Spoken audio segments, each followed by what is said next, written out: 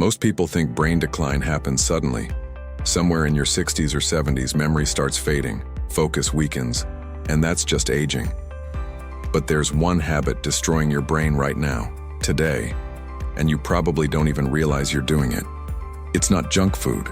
It's not lack of sleep. It's something you do while working, while relaxing, even while trying to be productive. And every single time you do it, your brain loses a little more of its ability to focus, remember, and think clearly. This isn't about what you're consuming. It's about how you're consuming information. The scary part? You've been training your brain to fail, one small moment at a time. By the end of this video, you'll recognize this habit in your own life and understand why breaking it might be the most important decision you make this year. Here's what neuroscience has proven beyond doubt. Your brain is neuroplastic. That means every habit you repeat literally reshapes its physical structure. The neural pathways, the connections, even the density of gray matter in specific regions. After reviewing hundreds of studies on cognitive decline and speaking with neuroscientists, I discovered this pattern affects roughly 80% of adults. Yet almost no one connects their daily struggles with focus, memory, and mental clarity to this single behavior. You know the feeling, that mental fog when you're trying to work, the inability to concentrate on one task for more than a few minutes, reading a paragraph and forgetting it immediately. Everyone talks about diet and exercise for brain health, and those matter. But this habit operates at a deeper level, rewiring the neural pathways that control your attention span, working memory, and cognitive endurance.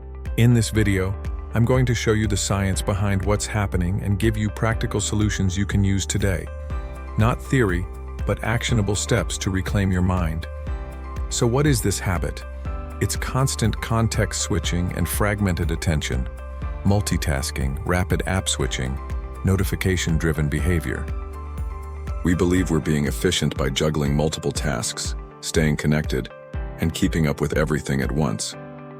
But neuroscience shows that every time you switch contexts, checking your phone mid-task, jumping between apps, responding to notifications, your brain doesn't just pause and resume. It pays a switching cost that fragments your neural connections and weakens your prefrontal cortex. Think about this. The average person checks their phone 96 times daily. That's nearly 100 micro-interruptions preventing deep cognitive processing. And here's where it gets worse. Scientists call it attention residue.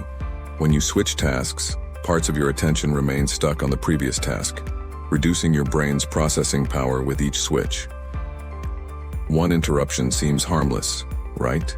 But 50 interruptions, 100, 500 interruptions daily? That's rewiring your brain to crave distraction and lose the ability to sustain deep focus, the very skill that separates high performers from everyone else. Your brain is adapting to fragmentation, becoming weaker at the one thing you need most, the ability to think deeply.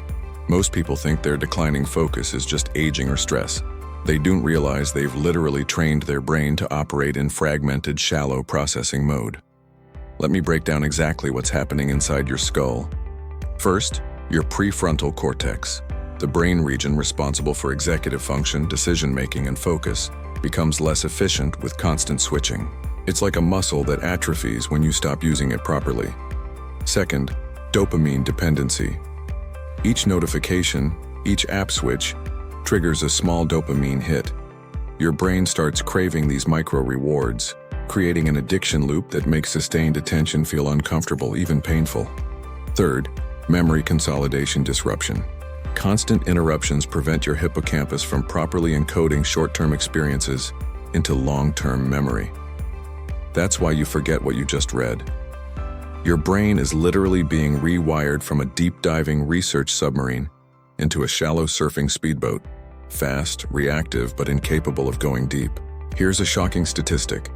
Research shows it takes an average of 23 minutes to fully regain focus after an interruption. 23 minutes.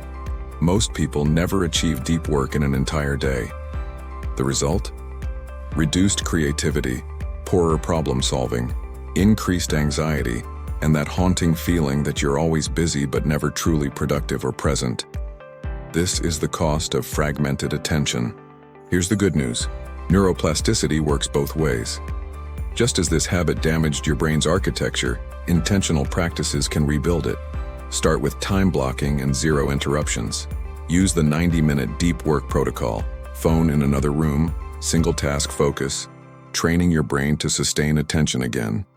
Next, create a notification elimination hierarchy.